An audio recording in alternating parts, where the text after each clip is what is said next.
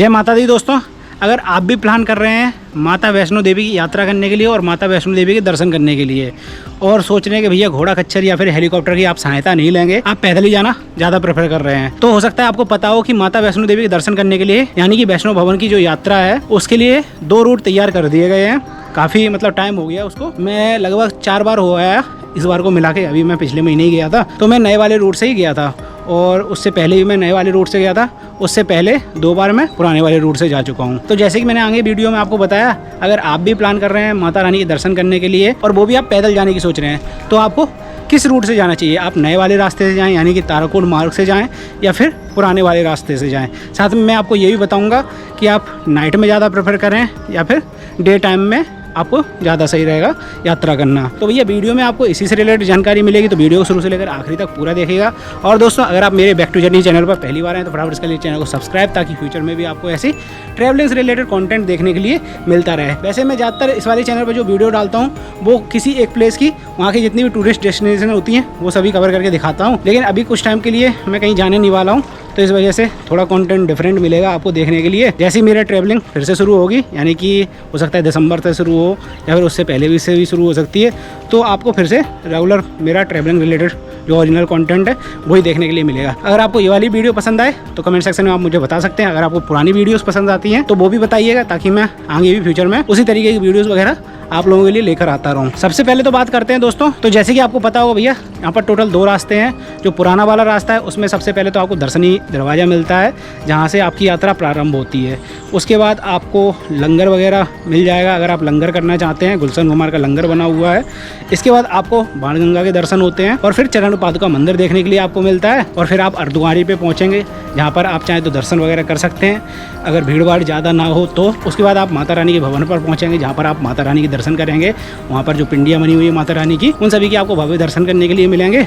इसके बाद आप भैरव बाबा के दर्शन करके तब वापस लौट सकते हैं, और लौटते टाइम भी आपको 2 रास्ते देखने के लिए मिलेंगे। अगर मैं बात करूँ ताराकोट मार्ग की यानी कि नए रास्ते के, तो अगर आप नए रास्ते जाते हैं तो वहाँ पर दोस्तों आप इन सबको बाईपास करते हुए चले जाएंगे। सीधा आपको लगभग 3-4 किलोमीटर पर लंगर गुलशन कुमार का देखने के लिए मिलेगा, जो कि नया बनाया गया है। और उसके बाद दोस्तों सीधा आप अर्धकुंवारी पे ही पहुंचेंगे। अर्धकुंवारी पे जैसे कि मैंने आपको बताया, अगर भीड़ भाड़ ना हो तो आप दर्शन कर सकते हैं। उसके बाद माता रानी के भवन पर पहुंच सकते हैं, और भवन पर माता रानी के दर्शन करने के बाद आप भैरव बाबा के दर्शन करने के लिए पहुँच सकते हैं। अब दोनों रास्तों में डिफरेंस क्या है। एक रास्ते पे दोस्तों यानी कि जो पुराना वाला रास्ता है उस पर आपको घोड़ा खच्चर चलते हुए मिल जाएंगे, और जैसे कि वो पुराना रास्ता है तो उस पर काफ़ी सारी आपको दुकानें भी देखने के लिए मिलने वाली हैं। तो भीड़ भाड़ उस रास्ते पे काफ़ी ज़्यादा रहती है, क्योंकि लोग आराम से जाना ज़्यादा प्रेफर करते हैं। तो लोगों को ये लगता है कि भैया रास्ते में दुकानें हैं तो आराम से खाना खाते पीते हुए चढ़ाई अपनी कंप्लीट हो जाएगी। और हाँ, पुराने वाले रास्ते में आपको जगह जगह पर सीढ़ी वाला रास्ता भी मिल जाएगा, यानी कि आप चाहें तो, जैसे कि आपको पता होगा कि अगर आप स्लोप वाले रास्ते से जाते हैं तो वो थोड़ा लंबा पड़ता है, लेकिन बीच बीच में जो सीढ़ियाँ बनी होती हैं तो सीढ़ियों के थ्रू वो लंबा वाला रास्ता बाईपास हो जाता है। लेकिन दोस्तों कभी ऐसी गलती मत करिएगा अगर आपको एक्सपीरियंस नहीं है सीढ़ियों वाले रास्ते से चढ़ाई करने का। अगर आप पहली बार यात्रा कर रहे हैं तो कोशिश ये करना कि भैया सीढ़ियों वाले रास्ते का आप यूज चढ़ते टाइम तो ना करें, क्योंकि चढ़ते टाइम अगर आप सीढ़ियों वाले रास्ते को यूज करेंगे तो आप बहुत जल्दी थक जाएंगे। लेकिन हाँ, उतरते टाइम आपको पता भी नहीं चलेगा भैया आप कब नीचे आ गए, अगर आप सीढ़ियों वाले रास्ते का यूज करते हुए आएंगे। लेकिन ये दोस्तों सलाह बड़े लोगों के लिए नहीं है, सिर्फ एडल्ट्स के लिए है। अगर आपकी उम्र काफ़ी ज़्यादा है और आप पैदल यात्रा करने की सोच रहे हैं या फिर पैदल उतर रहे हैं, तो आप दोनों तरफ से न चढ़ते टाइम ना उतरते टाइम सीढ़ियों वाले रास्ते का यूज नहीं करें तो ज़्यादा अच्छा रहेगा। नहीं तो फिर काफ़ी ज़्यादा प्रॉब्लम वगैरह आपको हो सकता है बाद में हो, जब आप रूम पर पहुंच जाएं या फिर दूसरे दिन आप इधर उधर घूमने की सोचें, उस टाइम आपके पैर जवाब दे जाएं। खैर दवाई वगैरह का यूज़ करके वो दर्द तो ठीक किया जा सकता है। अब दोस्तों बात कर लेते हैं नए रास्ते की, यानी कि ताराकोट मार्ग की। ताराकोट मार्ग पर आपको दोस्तों ज़्यादा दुकानें नहीं मिलेंगी, बस 3-4 दुकानें मिलेंगी।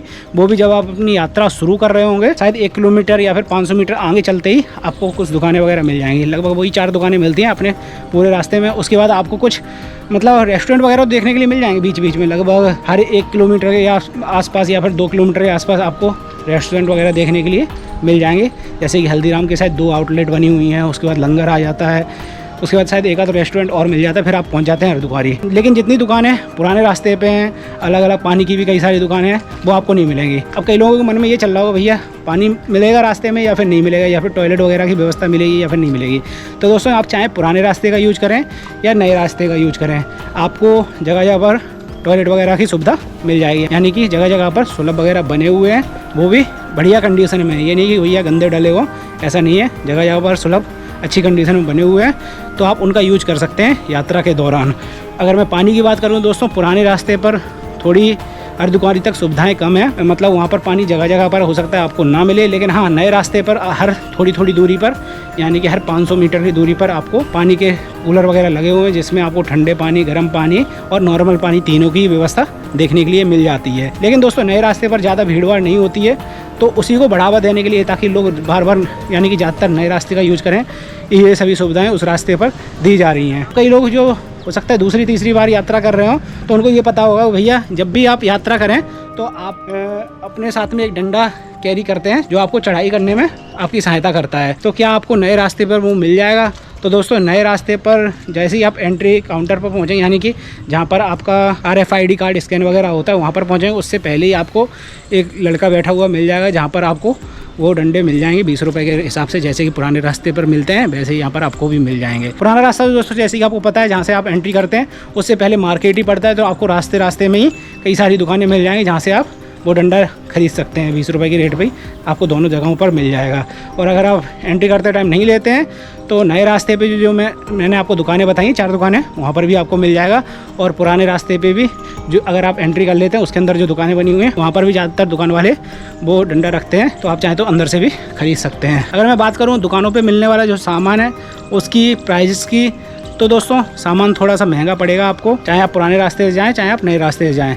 जो 20 वाली फ्रूटी आती है वो हो सकता है 25 की मिले, और थोड़ा और चढ़ने के बाद हो सकता है वही फ्रूटी आपको 30 की मिले। वैसे 30 की तो नहीं मिलेगी, 25 तक ही रेट जाती है, क्योंकि आपको पता ही होगा भैया घोड़ा खच्चर से सामान पूरा ऊपर ले जाया जाता है, तो थोड़ी बहुत प्राइजेस हाइक कर जाते हैं, मतलब कि बढ़ जाते हैं। अब बात कर लेते हैं दोस्तों उस टॉपिक की भी जिसकी वजह से आप इस वीडियो पर आए हैं, कि आप अगर रात में ताराकोट मार्ग से यात्रा करते हैं तो क्या वो रास्ता ज़्यादा सुनसान रहता है, इस वजह से आपको वहाँ पर कुछ प्रॉब्लम वगैरह हो सकती है।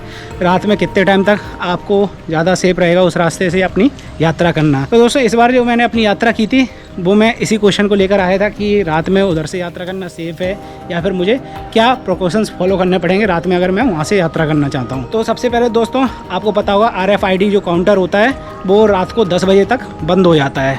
अगर आप ताराकोट मार्ग से अपनी यात्रा शुरू करने की सोच रहे हैं, वैसे तो वहाँ से भी आप RFID कार्ड ले सकते हैं, जो नया वाला रास्ता है वहाँ से भी आपको RFID कार्ड मिल जाता है, काउंटर बना हुआ है, लेकिन वो वाला काउंटर भी रात को 10 बजे तक बंद हो जाता है। तो अगर आप उस वाले रास्ते से रात को 12-1 बजे से यात्रा करने की सोच रहे हैं, तो आपको जो बस स्टैंड पे काउंटर है RFID वाला, या फिर रेलवे स्टेशन से आप आ रहे हैं, रेलवे और स्टेशन से आप RFID कार्ड लेने की सोच रहे हैं, तो आप रात को 10 बजे से पहले चाहे जहाँ से आपकी व्यवस्था बन पाती है, जहाँ भीड़ आपको कम लगती है, वहीं से अपना RFID कार्ड बनवा लें। RFID कार्ड बनवाने के बाद आपको फ़ायदा ये रहेगी भैया, आप अपनी यात्रा 6 घंटे के अंदर शुरू कर सकते हैं। जैसे मैं भी रेलवे स्टेशन शायद 9 बजे के आसपास पहुंच गया था, लेकिन रेलवे स्टेशन पर भीड़ भाड़ ज़्यादा थी RFID काउंटर पर, तो मैंने डिसाइड किया था कि बस स्टैंड से अपना RFID कार्ड इस बार कलेक्ट करूँगा। वैसे हर बार बस स्टैंड पर भी भीड़ भाड़ इतनी ज़्यादा नहीं मिलती थी, लेकिन इस बार छुट्टियाँ चल रही थी, पता नहीं क्या था, भीड़ काफ़ी ज़्यादा थी, तो वहाँ पर भी लगभग मुझे 1 घंटा के आसपास टाइम लग गया। तो 10 बजे से कुछ टाइम पहले ही मुझे अपना RFID कार्ड मिल गया था।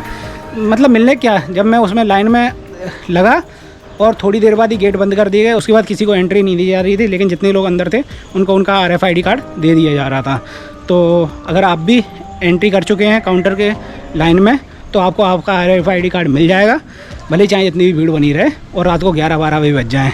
तो कार्ड लेने के बाद फिर मैंने होटल में चेक इन किया और अपना सामान वगैरह रख के थोड़ा सा फ्रेश वगैरह हुए, क्योंकि ट्रेन का काफ़ी टाइम को चले हुए अपन लोग थे। फ्रेश होने के बाद खाना वगैरह खा के फिर थोड़ा सा आराम कर लिया 2-3 घंटे। फिर रात को लगभग 2-2:30 बजे के आसपास अपन लोगों ने अपनी यात्रा प्रारंभ की और पहुंच गए ताराकोट मार्ग। अब कई लोग ये बोलेंगे भैया रात को ऑटो वगैरह से आप पहुंच सकते हैं क्या, ऑटो उधर के लिए चलते हैं? तो दोस्तों आप जिस भी होटल पर रुके होंगे आपको अपनी मेन रोड पर आ जाना है या फिर बस स्टैंड पर पहुंच जाना है, वहाँ से आपको ऑटो वगैरह मिल जाएंगे। पूरी रात ऑटो चलते रहते हैं, कोई प्रॉब्लम वगैरह नहीं है। अगर आप ताराकोट मार्ग से भी डिसाइड करते हैं अपनी यात्रा प्रारंभ करने का, या फिर पुराने रास्ते भी जाने की सोच रहे हैं, तो वहाँ से भी आप अपनी यात्रा कर सकते हैं। ऑटो वगैरह आपको वहाँ के लिए भी मिल जाएंगे। वही 210 रुपये फिक्स चार्ज है वहाँ का। अब कुछ लोग बोलते हैं भैया हमारे तो कम लिया है, कई लोग बोलते हैं हमारा ज़्यादा लिया है। अगर आप ऑटो शेयरिंग बेसिस पर करते हैं तो चार्ज थोड़ा कम ज़्यादा रह सकता है, लेकिन अगर आप पूरा ऑटो बुक करते हैं तो 210 रुपये फिक्स चार्ज रखा गया है। हो सकता है ये चेंज होता रहा है, लेकिन जो मैं इस बार गया था और इससे पहले भी गया था तो भी यही मेरा चार्ज लगा था। आते टाइम दोस्तों चार्ज ज़्यादा मांगा जाता है, क्योंकि आते टाइम थोड़ी चढ़ाई वगैरह रहती है, तो उसका शायद चार्ज 260 रुपये वगैरह कुछ है, तो वो आप वहाँ से अपने हिसाब से देख सकते हैं। अब दोस्तों एक बात और बता देता हूँ मैं आपको, अगर आप अपनी यात्रा कर रहे हैं तो साथ में आप कोई भी कैमरा या फिर लैपटॉप वगैरह कैरी नहीं कर सकते हैं, क्योंकि इन सभी चीज़ों पर प्रतिबंध लगा दिया गया है। हाँ, आपके पास मोबाइल है तो आप मोबाइल कोई भी कैरी कर सकते हैं, उससे कोई प्रॉब्लम नहीं है, लेकिन कोई भी कैमरा वगैरह आप नहीं ले जा सकते। अगर आप कोई ऐसा सामान ले भी जाते हैं तो वहाँ पर जब चेक वगैरह होगा सामान, चेक इन काउंटर पे, यानी कि RFID काउंटर वगैरह जहाँ चेक होते हैं वहीं पर चेक इन काउंटर बना हुआ है, तो वहाँ पर जो सामान चेक होगा वहाँ से आपको निकलवा दिया जाएगा। तो ये सामान को यहाँ पर कहीं रख के आओ, और वहाँ पर कोई व्यवस्था भी नहीं है लॉकर वगैरह की, लेकिन एक शॉप ज़रूर है बाहर, वहाँ पर आपको सामान अपना रखना पड़ेगा। अब जितना भी चार्ज वो मांगे वो आपको देना पड़ेगा, प्राइवेट शॉप है, कोई भी सरकारी शॉप वगैरह नहीं है। इसके बाद दोस्तों आप अपनी यात्रा, अगर आपके पास कोई भी सामान नहीं है तो आप अपनी यात्रा डायरेक्ट ही प्रारंभ कर सकते हैं। और दोस्तों अगर मैं अपने एक्सपीरियंस की बात करूँ दोनों रास्तों का, तो जो नया वाला रास्ता है उसका एक्सपीरियंस सबसे बेस्ट है। वैसे यात्रा थोड़ी सी ज़्यादा लंबी हो जाती है उस वाले रास्ते से, क्योंकि लगभग 1-1.5 किलोमीटर डिस्टेंस बढ़ जाता है, लेकिन दोस्तों चढ़ाई पुराने वाले रास्ते के मुकाबले ना के बराबर है इस वाले रास्ते पे। तो अगर आप चढ़ाई से ज़्यादा घबरा रहे हैं कि भैया कैसे चढ़ाई होगी माता वैष्णो देवी भवन की तक के लिए, तो आप नए वाले रास्ते से जाना प्रेफर कर सकते हैं। लगभग 1-1.5 किलोमीटर चलने के बाद आप आराम से कहीं भी रास्ते में बैठ सकते हैं, सीटें वगैरह तो आपको हर जगह खाली मिल ही जाएंगी, क्योंकि इस रास्ते पर दोस्तों आपको ज़्यादा लोग देखने के लिए नहीं मिलेंगे। अब आपके मन में एक क्वेश्चन ये भी आ सकता है कि रात के अगर हम यात्रा कर रहे होंगे और सुनसान रास्ता होगी तो कुछ लूट वगैरह हो सकती है। तो दोस्तों जैसे ही मैंने आपको बताया था, सिक्योरिटी वगैरह की व्यवस्था रहती है शुरुआत में, और पूरी रात हम भले ही रोड सुनसान हो तो भी आपको कोई प्रॉब्लम वगैरह नहीं होगी। आप अपने पूरे फैमिली ग्रुप के साथ ट्रैवल कर सकते हैं, चाहे तो अकेले भी इस रास्ते से जा सकते हैं, अगर आपको अकेले डर नहीं लगता है। वैसे चोरी वोरी की कोई दिक्कत या फिर समस्या नहीं होने वाली दोस्तों, इस रास्ते पर भी आपको प्रॉब्लम वगैरह नहीं होगी। इसके बाद दोस्तों अर्धकुंवारी पर जब आप पहुँचते हैं तो वहाँ से भी 2 रास्ते हो जाते हैं। एक पुराने वाला रास्ता है जो कि है हाथी मत्था वाला रास्ता, जहाँ से घोड़े खच्चर जाते हैं, और जो नया वाला रास्ता बनाया गया है उस पर आपको वैन वगैरह भी मिल जाएंगी, लेकिन उसकी भी टाइमिंग सुबह 7 बजे से लेकर शाम को शायद 6 या 7 बजे तक ही वो चलती है। उसकी टाइमिंग मुझे एक परफेक्ट याद नहीं है, ना ही उसका किराया मुझे अभी परफेक्ट याद है, लेकिन हाँ उससे रिलेटेड एक वीडियो मैं ज़रूर बना दूंगा, अगले हफ्ते डाल दूंगा, जो कि मेरे इसी चैनल पर आ जाएगी। तो उसमें मैं जितने भी ऊपर यात्रा करने के लिए संसाधन है, जैसे कि हेलीकॉप्टर हुआ, वैन चलती है, घोड़ा खच्चर चलते हैं, कहाँ से कहाँ तक का आपको कितना चार्ज पड़ेगा और कितने टाइम से कितने टाइम तक के लिए मिलते हैं, रोपवे वगैरह रहता है, उसका चार्ज तो खैर ज़्यादा नहीं है, आने जाने का 100 रुपये पड़ता है माता वैष्णो देवी के भवन से, और डायरेक्ट भैरव बाबा पर आपको उतार देगा, और जब आपके दर्शन हो जाए आप वापस से रोपवे से माता वैष्णो देवी के भवन पे आ सकते हैं। लेकिन दोस्तों अगर आप रोपवे से यात्रा करने की सोच रहे हैं तो आपको ऑनलाइन टिकट पहले ही बुक करवा लेना है, क्योंकि उधर बहुत लंबी लाइन लगती है दोस्तों ऑफलाइन वालों के लिए, लेकिन ऑनलाइन वालों के लिए कोई दिक्कत नहीं रहती है। डायरेक्ट वो अपने ऑनलाइन की पर्ची दिखाएं मोबाइल में और सीधी वो लाइन में रख के डायरेक्ट वहीं पे पहुंच जाते हैं। लेकिन ऑफलाइन वालों के लिए काफ़ी इंतजार करना पड़ता है, काफ़ी लंबी लाइन रहती है, हो सकता है 1-8 किलोमीटर आपको लाइन में खड़ा रहना पड़े। तो कोशिश ये करिएगा कि ऑनलाइन टिकट बुक करवा लीजिए तब आप जाइए। तो कोशिश ये आपको ये करनी है, आपको ऑनलाइन टिकट ले लेना है, भले ही आप 4 दिन पहले लें, लेकिन आपको ऑनलाइन टिकट बुक करवा लेना है। इसके बाद दोस्तों आप अगर अर्धकुंवारी से भवन तक के लिए पैदल जाने की सोच रहे हैं तो आप नए वाले रास्ते से ही जाना प्रेफर करिए, क्योंकि पुराने रास्ते पर जो कि हाथी मत्था वाला रास्ता है उस पर चढ़ाई काफ़ी कुछ ज़्यादा है। जैसे कि आपने हाथी का माथा देखा होगा, तो आप ये समझ लीजिए आप हाथी की सूंड से लेकर माथे पर चढ़ रहे हैं, तो उस वाले रास्ते पर ऐसी आपको चढ़ाई देखने के लिए मिलेगी। इस वजह से उसका नाम हाथी मत्था वाला रास्ता रखा गया है। तो कोशिश आपको ये करनी है, अगर आप चढ़ाई वगैरह ज़्यादा नहीं करना चाहते और आराम से अपनी यात्रा सुविधाजनक तरीके से करना चाहते हैं पैदल ही, तो आप नए वाले रास्ते को प्रेफर कर सकते हैं। दिन के समय में दोस्तों पैदल यात्रियों के साथ साथ वैन वगैरह भी बीच बीच में चलती रहती हैं, लेकिन उससे यात्रा पर कोई भी प्रभाव वगैरह नहीं पड़ता है। जो कि पैदल चलने वाले यात्री हैं उनके पर कोई भी उनकी यात्रा पर कोई भी प्रभाव वगैरह नहीं पड़ता है, वो साइड में चलते रहते हैं और वैन बीच से निकल जाती हैं। लेकिन रात में आपको गाड़ियाँ वगैरह देखने के लिए नहीं मिलेंगी, सिर्फ पैदल यात्री आपको देखने के लिए मिलेंगे। इसके बाद दोस्तों आप पहुँच जाएंगे माता रानी के भवन पर, वहाँ पर आपको प्रसाद की दुकानें वगैरह मिल जाएंगी और लॉकर रूम की फैसिलिटी मिल जाएगी।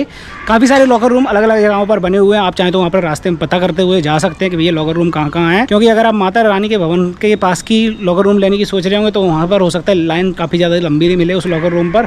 तो आसपास में जितने भी लॉकर रूम है 3-4 लॉकर रूम की शायद सुविधा आपको मिल जाएगी, तो वहाँ पर आप पता कर सकते हैं, जहाँ पर खाली है वहाँ पर आप सामान वगैरह रख के आगे बढ़ सकते हैं। या फिर अगर आपका ग्रुप काफ़ी ज़्यादा बड़ा हो तो कोशिश ये करना है कि आधा ग्रुप आप पहले दर्शन करिए आइए, आधा ग्रुप सामान देखते रहिएगा, उसके बाद दूसरी बार में आधा ग्रुप चला जाए और आधा ग्रुप रुक कर सामान देख ले।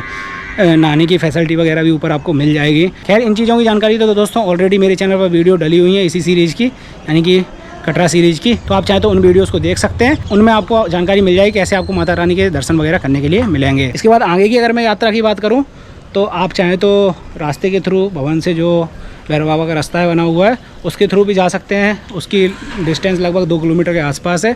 अगर आपने ऑनलाइन जो रोपवे के पासेस हैं उसको बुक कर लिया है तो आप चाहें तो रोपवे के थ्रू भी जा सकते हैं। रोपवे के थ्रू आने जाने में लगभग 1-1.5 घंटे के आसपास टाइम लगेगा। उसमें आपको दर्शन भी हो जाएंगे और आप वापस भी आ जाएंगे भवन पर। लेकिन पैदल तो आपको हो सकता है 1 घंटे के आसपास आपको टाइम लगे चढ़ाई करने में। इसके बाद आप दर्शन करेंगे, फिर उतरने में ज़्यादा टाइम नहीं लगता, आधा घंटे में आप वापस आ जाएंगे। लेकिन भैरव बाबा से भी दोस्तों 2 रास्ते हो जाते हैं। आप चाहें तो माता रानी के भवन पर वापस आ सकते हैं। लेकिन अगर आपने दूसरा रास्ता नहीं देखा है जो कि सांची छत से होता हुआ आता है तो एक बार उस रास्ते पर भी होकर आइएगा दोस्तों। बड़ा सरल रास्ता है उतरने के लिए, जिसके थ्रू आप हाथी माथे वाले रास्ते से होते हुए सीधा नीचे आ जाएंगे अर्धकुंवारी। उतरने के लिए दोस्तों बहुत शानदार रास्ता है, आप बड़े आराम से अर्धकुंवारी तक पहुंच जाएंगे। लेकिन अगर आपकी उम्र ज़्यादा है तो उस रास्ते को आप प्रेफर मत करिएगा। आप जो नया वाला रास्ता है उसी को प्रेफर करिए, क्योंकि उतरते टाइम पे भी दोस्तों जो पुराने वाले रास्ते पे हैं उसमें गिट्टी की टाइप की लगी हुई हैं, तो उस रास्ते से उतरते टाइम हो सकता है जब बार बार आप पैर रखें अलग अलग गिट्टियों पर तो वो थोड़े टाइम के बाद आपके पैरों में चुभने लगे हैं। भले ही आपने जूते वगैरह पहन रखे हों, लेकिन फिर भी वो आपके पैर में ऐसा लगेगा घुस रही हैं और आपके पैर में काफ़ी ज़्यादा प्रॉब्लम वगैरह होने लगेगी अगर आपकी उम्र ज़्यादा है। लेकिन अगर आपकी उम्र ज़्यादा नहीं है, आप हेल्दी हैं, तो आराम से आप चाहे किसी भी रास्ते से आ सकते हैं। पुराने वाले रास्ते से थोड़ा जल्दी उतर आएंगे, नए वाले रास्ते से उतरने में थोड़ा टाइम लगेगा। इसके बाद जब वापस से आप अर्धकुंवारी आएंगे तो वहाँ से भी मैंने आपको बताया ना 2 रास्ते थे। जो कि पुराना वाला रास्ता है उससे आप जो आपने सभी चीज़ें छोड़ी हैं, जैसे कि आपने बाण गंगा, चरण पादुका मंदिर और लंगर वगैरह जो आप छोड़कर आए थे, नए वाले रास्ते से आप डायरेक्ट चले आए थे, तो आप चाहें तो उनके दर्शन करते हुए वापस से नीचे आ सकते हैं। लेकिन इस रास्ते से भी दोस्तों उतरने में जो पुराने लोग हैं उनको काफ़ी ज़्यादा प्रॉब्लम वगैरह हो सकती है। लेकिन जो नए हैं वो तो चाहे सीढ़ी वाले रास्ते से भी, जो बीच में सीढ़ियाँ वगैरह बनी हुई हैं, उनसे भी होते हुए नीचे आ सकते हैं, तो उनको ज़्यादा प्रॉब्लम वगैरह नहीं होगी। तो दोस्तों ये थी पूरी जर्नी जिससे आप माता वैष्णो देवी के भवन तक पहुंच सकते हैं और दर्शन कर सकते हैं। अगर आपके मन में फिर भी कोई क्वेश्चन वगैरह चल रहा है तो आप चाहें तो मुझसे कमेंट सेक्शन पूछ सकते हैं, कोशिश करूंगा आपके कमेंट्स और मैसेज का रिप्लाई करने की। और दोस्तों अगर आपको जानकारी पसंद आई तो जैसे ही मैंने आपको शुरुआत में कुछ क्वेश्चन पूछे थे, इस तरीके की वीडियो आपको पसंद आई है या फिर नहीं आई, तो आप मुझे कमेंट सेक्शन में बता सकते हैं।